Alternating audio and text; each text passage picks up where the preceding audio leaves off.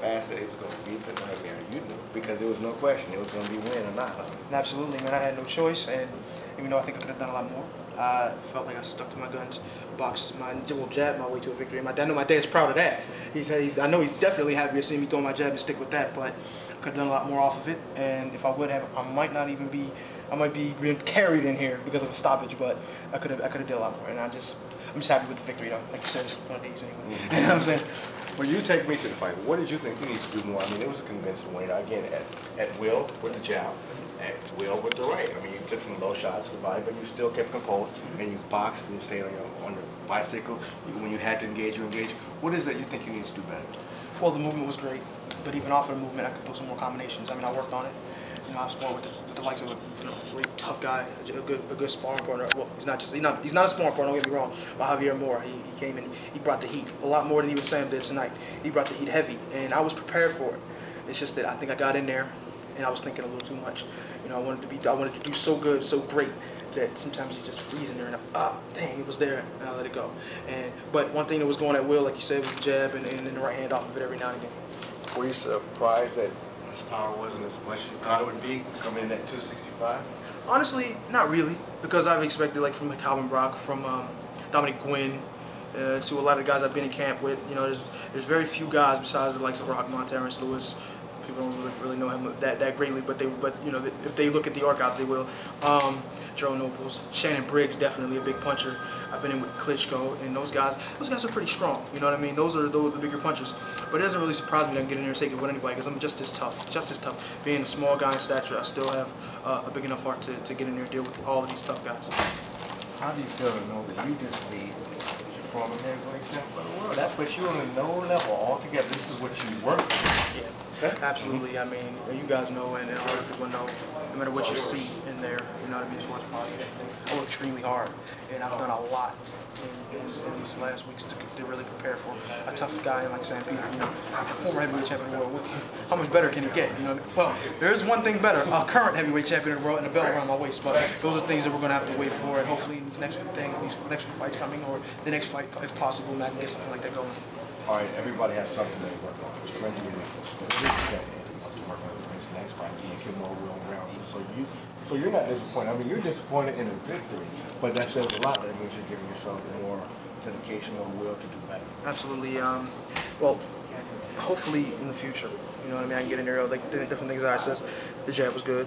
I want to stick with that. Right hand was good coming off it. Speed was pretty good. Just more combinations, you know, keep my focus like I did tonight. Very focused, you know, may have smiled, may have joked a bit, but that's to make him understand that I'm not going anywhere. You know, I'm not afraid of him. He's a nightmare, but to me, it was a bad dream. You know what I mean? Just a bad dream. No, but he was a very tough guy, and I take my hat off to him. I'm so glad he gave me the opportunity, especially after having a tough loss to Vitaly Klitschko. We talked about it when you were sitting across that ring. When you look over at that other stool. Did you see it in his eyes? You know what, I can do this and I have this? Honestly, during the fight, I didn't even have to look at the stool because I was too busy asking my corner, hey man, how am I doing it? Am I doing it? And you know, go ahead, it's easy. But then at the end, pick it up now. Come on, pick it up now. And I knew it. I was like, dang. So I couldn't really focus as much on his shortcomings as I was focusing on what I had to do. But I still seen it. There's no question about it. You still see it. And I'm huffing and puffing. But like I said, he's a tough guy. He's gonna fight till the end, and he did. Not to be too repetitive, but you know, all the training, when you could see how that jab works at will, that had to make it all that running, getting up and worth it, listening to all the stuff you listened to, and made it all worth it. No question about it. I mean, I love the fact that I did all that work because it made this fight so much. Well, that wasn't that easy, but it made it a little easier for me. You know what I mean? The conditioning was there. I was able to move. My legs were good all night. I could step around. I can roll punches. I can catch punches, and I can throw punches. Whatever I wanted to do at any time in the fight, I had it all there. And I really just appreciate my team. You know, Rob Murray for sticking with me.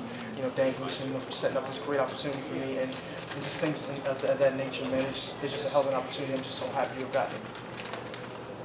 What's next? Whew.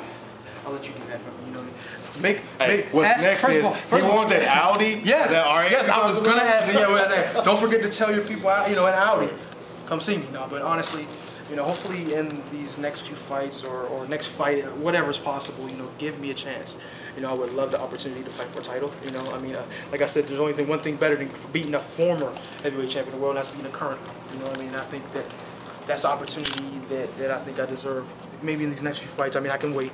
I'm not an impatient man, but things are necessary for me to get, and I really want one of those.